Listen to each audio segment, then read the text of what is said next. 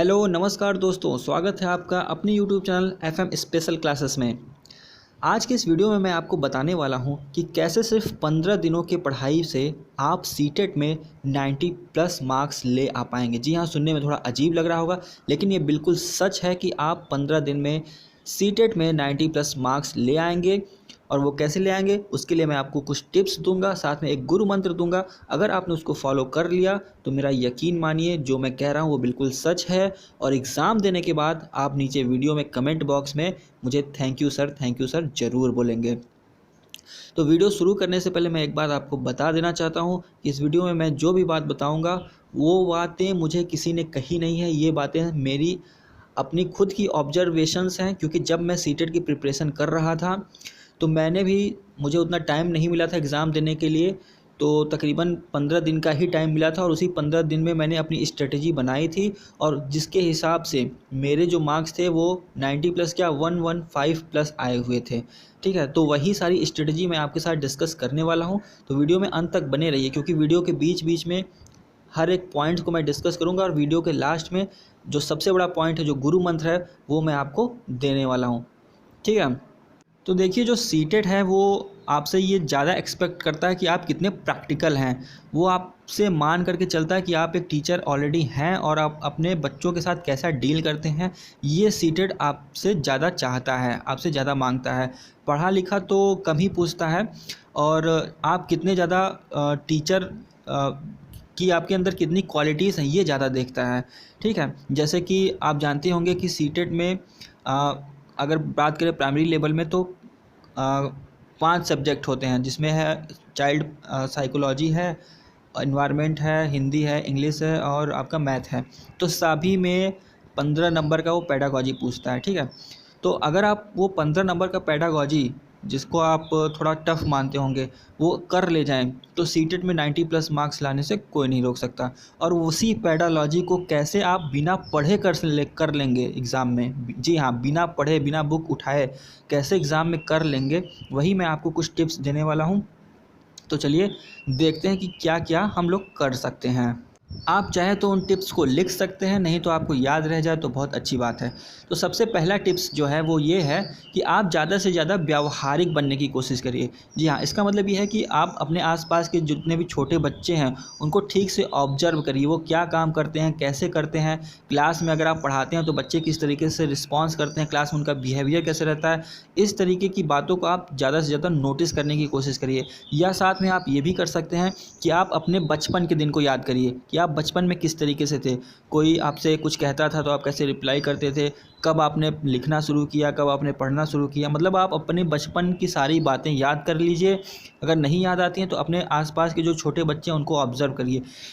इस ऑब्जर्वेशन से आपको सीटेट के क्वेश्चंस को सॉल्व करने में बहुत ज़्यादा हेल्प मिलेगी। ट्रस्ट मी, आप बहुत बिल्कुल प्रैक्टिकल हो जाएंगे आप। ठीक है, अगर इससे आपको नहीं समझ में आ रहा है तो चलिए एक एग्ज़ाम्पल ले लेते हैं, जो सीटेट के दिसंबर 2019 में आया हुआ था।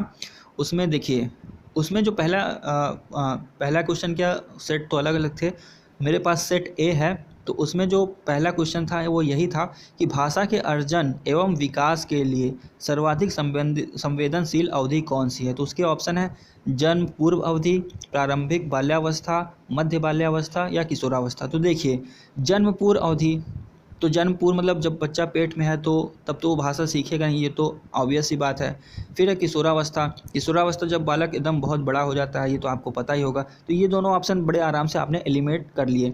अब है प्रारंभिक बाल्यावस्था और मध्य बाल्यावस्था। तो आपने बच्चों को ऑब्जर्व अगर किया होगा तो आप देखेंगे कि जो बच्चे हैं वो बोलना बहुत शुरुआत में ही सीख लेते हैं। मतलब 1 साल 1.5 साल तक तकरीबन वो धीरे धीरे बोलने लग जाते हैं, उनका विकास होने लगता है। मतलब वो जो भाषा का अर्जन है वो उनके एकदम छोटपन में ही, एकदम बाल्यावस्था में ही, चाइल्डहुड में ही एकदम स्टार्ट हो जाता है। तो आप इसका आंसर क्या करेंगे, प्रारंभिक बाल्यावस्था टिक कर देंगे। अगर आपने पहले इसको कभी नहीं पढ़ा है तब भी आप इसका सही आंसर टिक कर लेंगे। तो देखा आपने, बिना पढ़े बिना कभी भी बुक उठाए आपने इस क्वेश्चन का आंसर बिल्कुल सही कर दिया, सिर्फ और सिर्फ अपने ऑब्जर्वेशन के हिसाब से। ठीक है, बात करते हैं दूसरे पॉइंट की। दूसरा पॉइंट बहुत ज़्यादा इंपॉर्टेंट है, क्योंकि इससे बहुत से सारे प्रश्न बिल्कुल सही आप टिक कर लेंगे। तो दूसरा पॉइंट ये है कि आप अपने दिमाग का इस्तेमाल करके आंसर को मतलब जो क्वेश्चन आपको दिया हुआ है उसमें जो ऑप्शन है उसको एलिमिनेट करके सही ऑप्शन पे पहुंच जाइए।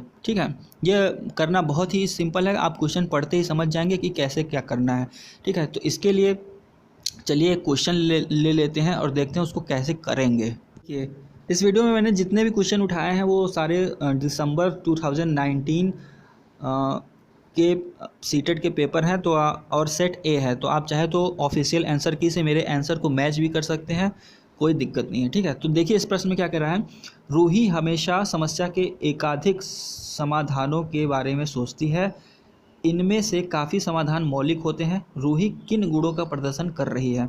ठीक है, तो इसके ऑप्शन है सृजनात्मक विचारक, अभिसारिक विचारक, अनम्य विचारक और आत्म केंद्रित विचारक। तो अब आप कैसे एलिमिनेट करेंगे ऑप्शंस को, देखिए अगर आप बात करते हैं सृजनात्मक विचारक की, तो चलिए इसको आप मान सकते हैं कि आंसर हो सकता है। ठीक है, क्यों? क्योंकि वो कहा है कि समस्या का एक से अधिक समाधान के बारे में सोचती है। तो एक से अधिक समाधान के बारे में तभी सोचेगी जब उसकी बुद्धि थोड़ा अच्छा ठीक ठाक काम करेगी, तो इसका मतलब वो सृजनात्मक हो सकती है। फिर सेकंड ऑप्शन है अभिसारिक विचारक। अगर वो अभिसारिक है, अभिसारिक मतलब क्या हुआ, उसका जो थिंकिंग वो क्या है, संकुचित है। इंग्लिश में इसको कहते हैं कन्वर्जेंट, मतलब वो कन्वर्ज हो रही, डाइवर्ज नहीं हो रही, फैलाव नहीं हो रहा, संकुचन हो रहा। तो जब अगर उसकी बुद्धि संकुचित है तो वो कैसे एक से अधिक समाधानों के बारे में बात कर सकेगी, है ना। तो इसका मतलब ये इसका ऑप्शन नहीं हो सकता। तीसरा है अनम्य विचारक। अनम मतलब रिजिड, वो एक ही बात पे एकदम रिजिड है, तो ये भी नहीं हो सकता। और चौथा है आत्म केंद्रित विचारक। वो आत्म केंद्रित विचार वाली है, मतलब कि उसके मन में जो आ रहा है वही विचार वो सबके सामने रखेगी, और दूसरे विचार मतलब वो बिल्कुल ही एकदम कह सकते हैं कि अपने विचार के आगे किसी को सुनेगी नहीं, तो ये भी नहीं हो सकता। तो इस तरीके से आपने तीन ऑप्शन तो एलिमिनेट कर लिए, तो बचा क्या, पहला। तो इस क्वेश्चन का आंसर भी क्या होगा, पहला ही होगा। तो देखा आपने, इसको भी आपने बिना कभी पढ़े, बिना कभी बुक छुए, अपने दिमाग का इस्तेमाल करके कितने आसानी से सही मार्क कर दिया। इसी में अगर बात करें दूसरे क्वेश्चन की, तो इसी पेपर का जो दूसरा क्वेश्चन था वो ये था, संवेग एवं संज्ञान एक दूसरे से रिक्त स्थान है फिर हैं। तो अब आप देखिए इसमें ऑप्शन क्या है, पूर्णतः अलग, स्वतंत्र, सन्निहित या संबंधित नहीं। तो अब आप इसमें देखिए तीन ऑप्शन देखिए, पहला पूर्णतः अलग, दूसरा स्वतंत्र और चौथा संबंधित नहीं। ये तीनों ऑप्शन अपने आप में क्या हैं, अपने आप में बता रहे हैं कि अलग, मतलब एक दूसरे से संबंधित नहीं है। इन तीनों ऑप्शन का मतलब यही हो रहा है कि एक दूसरे से संबंधित नहीं है। तो एक ही क्वेश्चन के तीन आंसर तो हो नहीं सकते, तो इसका मतलब इसका आंसर क्या होगा, जो तीसरा आंसर बचा आपका सन्निहित, यही इसका आंसर हो जाएगा। ठीक है, तो बिल्कुल ही आसान होता है अपने दिमाग का इस्तेमाल करके सही आंसर कोड करना। आप क्वेश्चन पढ़ते ही आप समझ जाएंगे। ठीक है, अब इसी में एक और क्वेश्चन देख लीजिए, निम्नलिखित में से कौन सी प्रथाएं सार्थक अधिगम को बढ़ावा देती हैं। तो इसमें पहला है शारीरिक दंड, दूसरा है सहयोगात्मक अधिगम पर्यावरण, तीसरा है सतत एवं समग्र मूल्यांकन, चौथा है निरंतर तुल्यात्मक मूल्यांकन। तो अब आप देखिए, शारीरिक दंड तो आप कभी दे नहीं सकते, सीटेट के पेपर में कभी दंड की बात आप कभी सोच ही नहीं सकते। फिर चौथे ऑप्शन को देख लीजिए, निरंतर तुलनात्मक मूल्यांकन। तो अगर आप निरंतर तुल्यात्मक मूल्यांकन करेंगे तो क्या होगा, बच्चों के अंदर एक तरीके से कुंठा आ जाएगी। अगर आप बार बार उनको कंपेयर करते रहेंगे दूसरे से, तो अपने आप को वो थोड़ा अलग समझे, मतलब कि अच्छा नहीं समझेंगे, ये अच्छी बात नहीं है उनके लिए। तो आपके अब ऑप्शन के हिसाब से देख लिया, आपके पास बचा क्या, पहला और दूसरा। तो पहला तो हो ही नहीं सकता, दूसरे ऑप्शन में क्या, दूसरा तीसरा चलिए मान लीजिए हो सकता है। तीसरे ऑप्शन में क्या है, तीसरे ऑप्शन में भी पहला है, तो ये तो हो ही नहीं सकता। चौथे ऑप्शन में क्या है, दूसरा तीसरा चौथा, लेकिन चौथा तो होगा नहीं। तो इसका सही आंसर क्या हुआ, इसका सही आंसर हुआ दूसरा, यानी कि ऑप्शन 2 और ऑप्शन 3 जो ये 24 क्वेश्चन में दिया हुआ है। तो इस तरीके से आपने अपने दिमाग का इस्तेमाल करके क्वेश्चन को बिल्कुल सही मार्क कर लिया, कोई दिक्कत नहीं आई। तो देखा आपने कितना आसान होता है। अब बात कर लेते हैं तीसरे पॉइंट की। तो तीसरा पॉइंट ये है मेरा कि सीटेट का पेपर आप देने जा रहे हैं, तो आप ये मान के चलिए कि बच्चे क्या हैं, बच्चे भगवान हैं। बच्चे भगवान इसलिए हैं क्योंकि सीटेट क्या है, सीटेट का पेपर एकदम बिल्कुल बाल केंद्रित होता है, चाइल्ड सेंटर्ड होता है। भगवान बच्चों को मानना है, उनको खुश करने के लिए आप जो काम कर सकते हैं करिए। आप मतलब इस तरीके से आप बिहेव करिए कि आप उनके बहुत बड़े, बहुत अच्छे घनिष्ठ मित्र हैं।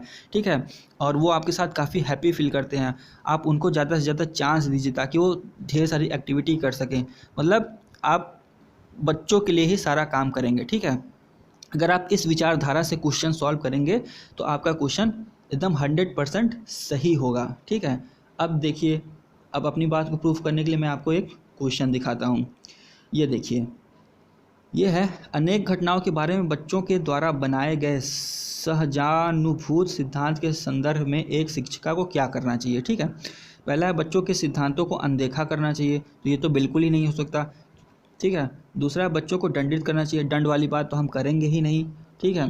क्यों? क्योंकि हमने भगवान माना है तो भगवान को दंड थोड़ी देंगे, ना भगवान की बातों को अनदेखा करेंगे, ठीक है। तीसरा है बार बार याद करने के द्वारा एक सही सिद्धांत में बदल देना चाहिए। तो सीटेट के पेपर में कभी भी कहीं भी आप याद करना, ऐसे कीवर्ड्स देखें, कहीं भी लिखा हो याद, बार बार याद करवाएं या उनको रटवाएं या उनको दंड दें, तो इस तरीके के ऑप्शन आप बिल्कुल एकदम आंख बंद करके एकदम गलत कर दीजिए, उसको चूज़ नहीं करना है, ठीक है।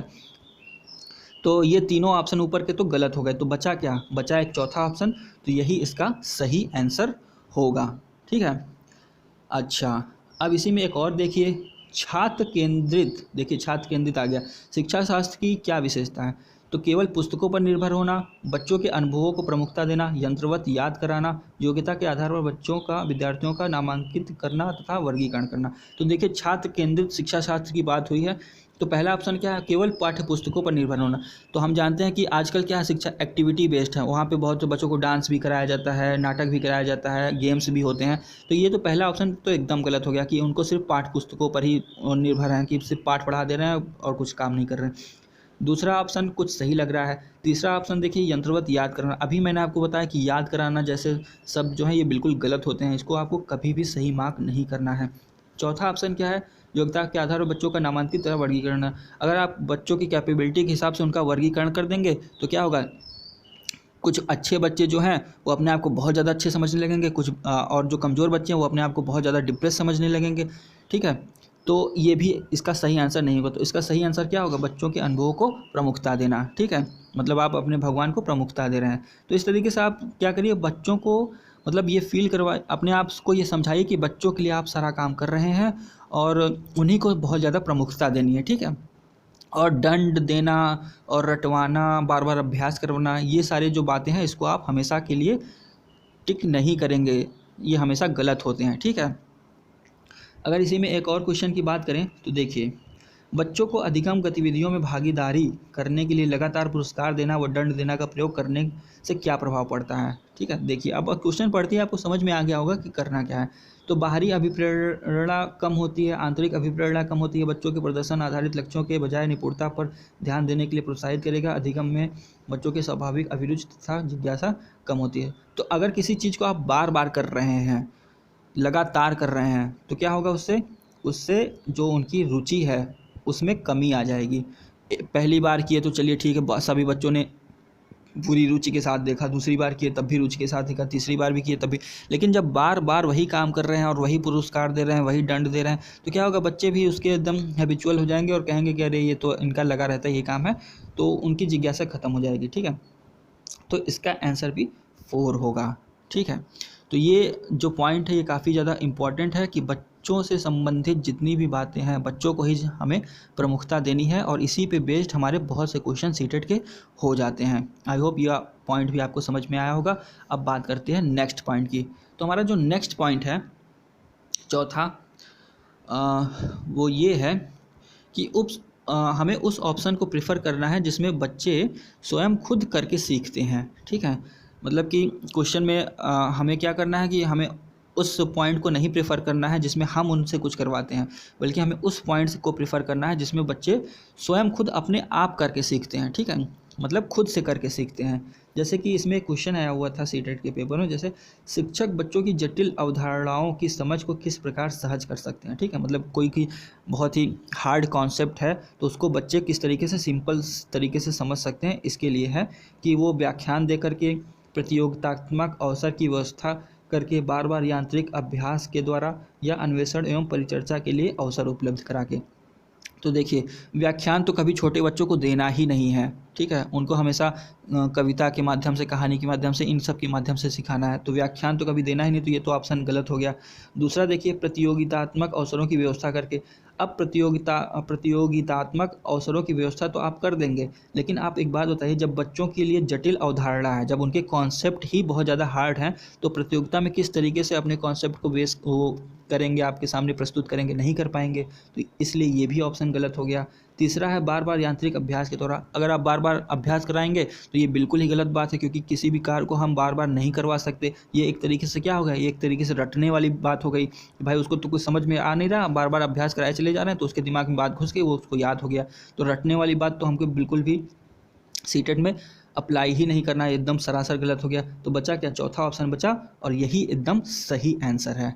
ठीक है, तो आई होप ये वाला पॉइंट भी आपको अच्छे से समझ में आया होगा कि बच्चों के हमें उसी ऑप्शन को प्रीफर करना है जिसमें बच्चे खुद करके सीख रहे हैं, खुद खोजबीन कर रहे हैं या खुद प्रयोग कर रहे हैं। अगर इस तरीके के ऑप्शन मिले तो वो एकदम सही ऑप्शन होते हैं।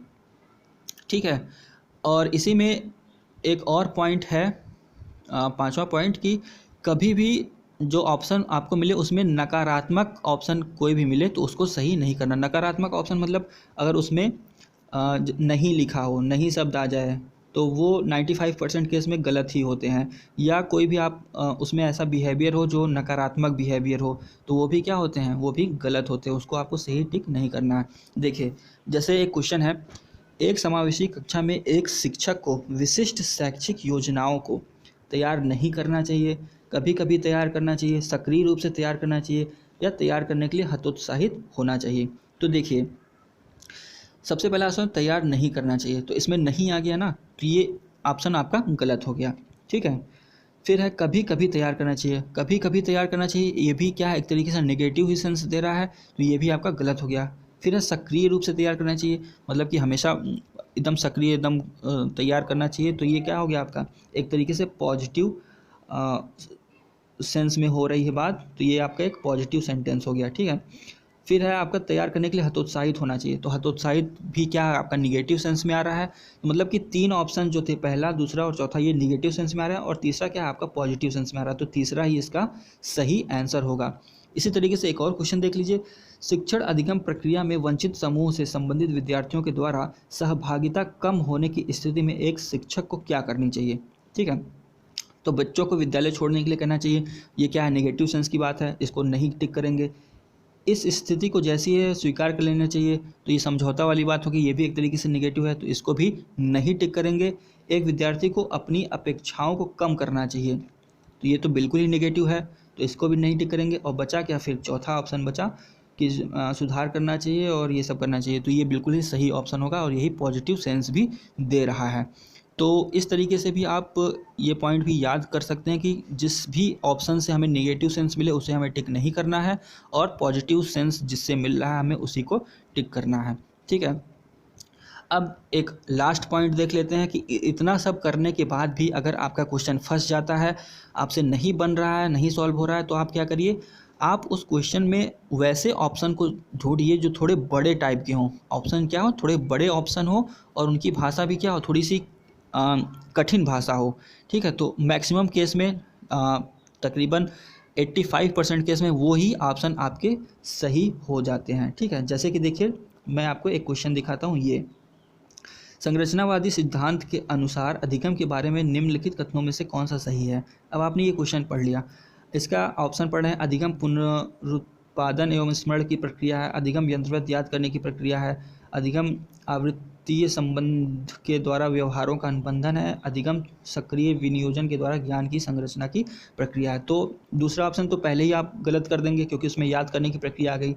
अब तीसरे ऑप्शन में क्या है, आपको कुछ समझ में नहीं आ रहा, पता नहीं क्या क्या लिखा हुआ है, विनियोजन तो आवृत्तीय और पुनरुत्पादन, तो इसका ऑप्शन अब क्या टिक करेंगे आप, इसका ऑप्शन आप 4 टिक करिए। क्यों, क्योंकि ये थोड़ा बड़ा है और इसकी जो भाषा है वो भी थोड़ी सी क्या है, थोड़ा कठिन टाइप की है, तो इसका 4 ऑप्शन ही सही होगा। ठीक है, आप आंसर की मिला लीजिएगा, ये सीटेट 2019 का सेट ए है, आप उससे मिला लीजिएगा, आपको आंसर यही मिला 21 का 4। ठीक है, इसी तरीके से एक और क्वेश्चन देख लीजिए इसी पॉइंट पे। देखिए, एक प्राथमिक विद्यालय की अध्यापिका बच्चों को एक प्रभावशाली समस्या समाधानकर्ता बनने के लिए किस प्रकार प्रोत्साहित कर सकती है? तो प्रत्येक छोटे कार्य के लिए भौतिक पुरस्कार देकर, केवल प्रक्रियात्मक ज्ञान पर बल महत्व देकर, गलत उत्तरों को अस्वीकार करके एवं दंडित करके, बच्चों को सहानुभूति अनुमान लगाने के लिए प्रोत्साहित करके तथा उसी पर आधारित विचार मंथन करके। तो देखिए चौथा पॉइंट क्या है, सबसे बड़ा है, तो यही इसका ऑप्शन सही होगा। और पहले वैसे भी आप देख सकते हैं पहला पॉइंट क्या है, भौतिक पुरस्कार देकर छोटे कार्य के लिए, अब छोटे कार्यों के लिए भौतिक पुरस्कार देंगे तो इससे कुछ परिवर्तन होगा नहीं। और केवल प्रक्रियात्मक ज्ञान पर बल दे करके, तो ये क्या है, निगेटिव सेंस में आ रहा है, केवल उनका प्रक्रियात्मक ज्ञान पर ही बल दे रहे हैं, बाकी सारा का पक्ष छोड़ देना है, तो ये भी नहीं होगा। फिर गलत दंडित करना है जैसे, तो दंडित तो हमें करना ही नहीं, तो ये तो ऑप्शन ऐसे ही गलत हो गया। तो आप क्वेश्चन पढ़ते ही आपके सामने 1, 2 और चौथा ऑप्शन आएंगे, क्योंकि तीसरा ऑप्शन तो आप ऐसे ही गलत एलिमिनेट कर देंगे क्योंकि उसमें दंडित लिखा हुआ है। तो पहला, दूसरा और चौथे में से अगर आपको नहीं समझ में आ रहा तो चौथा ऑप्शन आप टिक करिए, क्योंकि ये बड़ा है और यही क्वेश्चन का सही आंसर होगा। तो ये मेरे कुछ टिप्स थे जिसे मैं आपके सामने रखना चाहता था। और यकीन मानिए अगर आपने इस तरीके से जो मैंने अपने टिप्स बताए हैं, इससे आपने क्वेश्चन अपने सॉल्व करने शुरू कर दिए, तो मैक्सिमम जितने भी पेडागॉजी के आपके क्वेश्चंस आएंगे, चाहे वो बाल विकास में हो, चाहे वो मैथ्स में हो, चाहे वो पर्यावरण में हो, हिंदी में हो या इंग्लिश में हो, मैक्सिमम केस में 15 में से 10 क्वेश्चन आपके 100% सही होंगे, जो भी मैंने आपको टिप्स अभी बताए हैं। और ये सारे टिप्स जो मैंने बताए हैं, इसके लिए आपको कहीं से भी प्रैक्टिस करने की ज़रूरत नहीं है, कहीं से भी आपको बुक उठाने की ज़रूरत नहीं है। आप बिना पढ़े जाइए, इन्हीं सारे ट्रिक्स को अप्लाई करिए, आप देखिएगा आपके सारे के सारे क्वेश्चन सही हो जाएंगे। ठीक है, ये तो बात हुआ पहला। अब जो दूसरा बात, जो गुरुमंत्र है, जो सबसे बड़ा पॉइंट है, वो ये है कि आप अगर सीटेट में सच में 100 नंबर से ज़्यादा नंबर ले आना चाहते हैं, 100+ नंबर ले आना चाहते हैं, तो इन्हीं 15 दिनों में आप क्या करिए, सीटेट के जितने भी पुराने पेपर हैं उसको आप सॉल्व करिए। ठीक है, अब इसमें एक बात ध्यान रखने वाली बात है कि ये जो पुराने पेपर्स हैं, ये पुराने पेपर्स आप कलेक्ट करिए। ठीक है, वेबसाइट से कलेक्ट करिए या कहीं से भी कलेक्ट करिए, आप कलेक्ट करिए। और इनका जो आंसर है, इसका आंसर आप किसी भी यूट्यूब चैनल पे मत देखिए, किसी भी बुक से मत देखिए, किसी भी ऐसी वैसे साइट से मत देखिए। इनका आंसर आप सिर्फ सीटेट की ऑफिशियल आंसर की जो है उससे देखिए। ठीक है, क्योंकि बहुत से बुक मैंने देखे हैं, बहुत से यूट्यूब चैनल भी मैंने देखे हैं, जिसमें क्या होता है कि जो पेडागॉजी के क्वेश्चन है वो थोड़ा गलत हो जाते हैं। ठीक है, तो आप किसी पे भरोसा मत करिए, जो सीटेट की ऑफिशियल आंसर की है आप उसे खोजने की कोशिश करिए, कहीं से भी उसको खोज के निकालिए। अगर आपको कहीं नहीं मिलता तो आप कमेंट बॉक्स में कमेंट करिए, मेरे पास ईयर वाइज क्वेश्चन पेपर और उनके ऑफिशियल आंसर्स की पड़े हैं, मैं आपको वो आपके ईमेल पे या व्हाट्सअप नंबर पे किसी पे भी आपको सेंड कर दूंगा, आप उनसे प्रैक्टिस करिए। अगर आपने सीटेट के जितने भी पुराने पेपर हैं 2012 से लेकर के 2019 तक की, उसको अच्छे से सॉल्व कर लिया, तो मेरा यकीन मानिए, मैं लिख करके दे रहा हूँ, आपके 100+ नंबर ज़रूर आ जाएंगे। क्यों, क्या होगा कि ऐसा नहीं कि वही क्वेश्चन आएंगे, लेकिन इससे ये होगा कि जो आपके कॉन्सेप्ट हैं वो इतने ज़्यादा स्ट्रांग हो जाएंगे, इतने ज़्यादा स्ट्रांग हो जाएंगे कि जब आप पेपर देने जाएंगे तो अगर आप क्वेश्चन जब आप पढ़ेंगे ना, तो क्वेश्चन पढ़ते ही आपको ऑप्शन पढ़ने की ज़रूरत नहीं पड़ेगी, आपको डायरेक्ट उसका आंसर पता चल जाएगा, इतने ज़्यादा स्ट्रांग हो जाएंगे, यकीन मानिए। तो ये 15 दिन काफ़ी हैं आपको सीटेट के पिछले पेपर लगाने के लिए। मेरे ख्याल से 10 से 11-12 दिन में ये हो जाएंगे। और जो बाकी के 3-4 दिन बच रहे हैं उसमें आप क्या करिए, जो पेडागॉजी के जो मतलब आपका साइकोलॉजी आता है, चाइल्ड साइकोलॉजी, उसमें जो थ्योरीज़ है, जैसे कोहलबर्ग की थ्योरी है, वाइगोट्स्की की थ्योरी है और थॉर्नडाइक की है, इसको आप कहीं से पढ़ लीजिए, चाहे यूट्यूब पे वीडियो देख लीजिए किसी का, चाहे आप किसी बुक से पढ़ लीजिए। तो उससे जो थ्योरेटिकल क्वेश्चन आते हैं 15 नंबर के, वो आप उसमें से 7-8 नंबर, 5 नंबर सही कर ले जाएंगे। तो इतना अगर आप कर लेंगे तो मेरा यकीन मानिए, मैं एकदम गारंटीड कह रहा हूँ, आपके सीटेट में 100+ मार्क्स ज़रूर आ जाएंगे। ठीक है, और जब आपके मार्क्स इतने आ जाए ना, तो प्लीज़ वीडियो के नीचे आकर के कमेंट कर दीजिएगा। तो आज के वीडियो में बस इतना ही। उम्मीद है मैंने जो आपको बताया होगा वो आपको अच्छे से समझ में आया होगा। आप मेरे कॉन्सेप्ट को अप्लाई करिए और प्रीवियस ईयर क्वेश्चन पेपर उसको ऑफिशियल आंसर की के साथ ज़रूर सॉल्व करिए, ज़रूर ज़रूर ज़रूर ज़रूर ज़रूर सॉल्व करिए। मैं बार बार कहूँगा, इससे आपको बहुत ज़्यादा फ़ायदा होगा।